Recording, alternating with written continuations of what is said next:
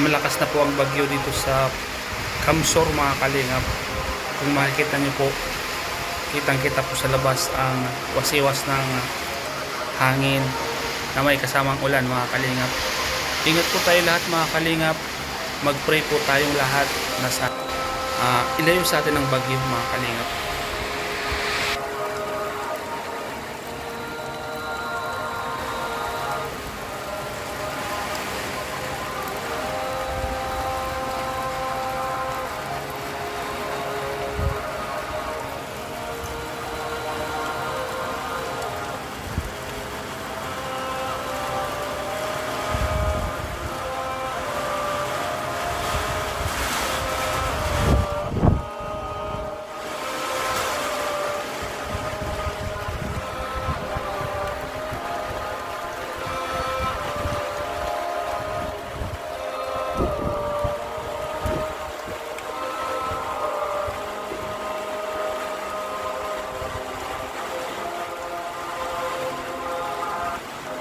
So yan po mga kalingap, pagpalang gabi po sa inyo lahat.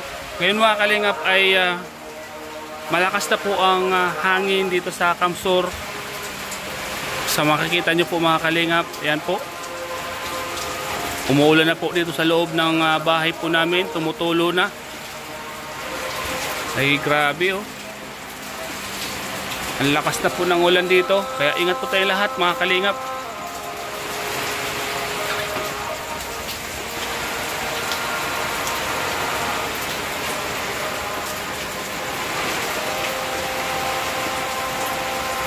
Mga kalingap po, malakas na po ang hangin. Ayan mga kalingap, medyo malakas ng hangin po mga kalingap po.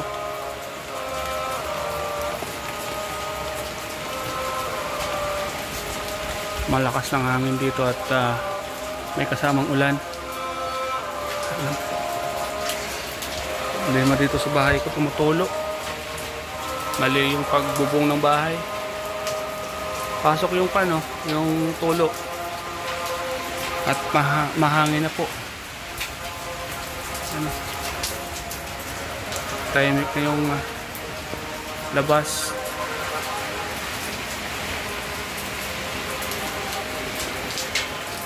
Kailangan po natin magbantay. At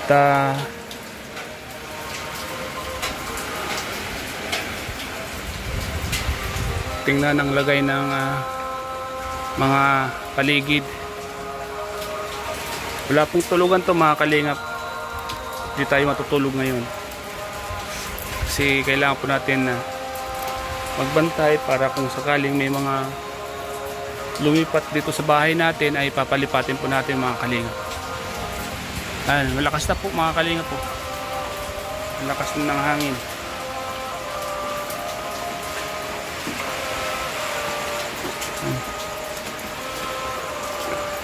Marinig po mga kalingap sa bubong. Ang lakas na ng panambubong. Ang lakas ng marinig po yung bagsak ng ulan sa kahangin po.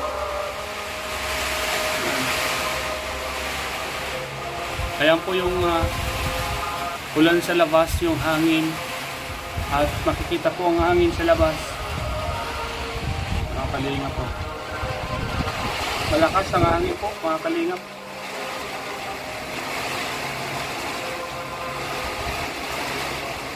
Ingat po tayo lahat mga kalingap sa lahat ng mga kababayan po natin na sa malapit na po sa dagat, sa ilog.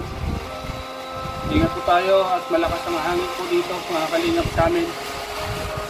Kitang kita po.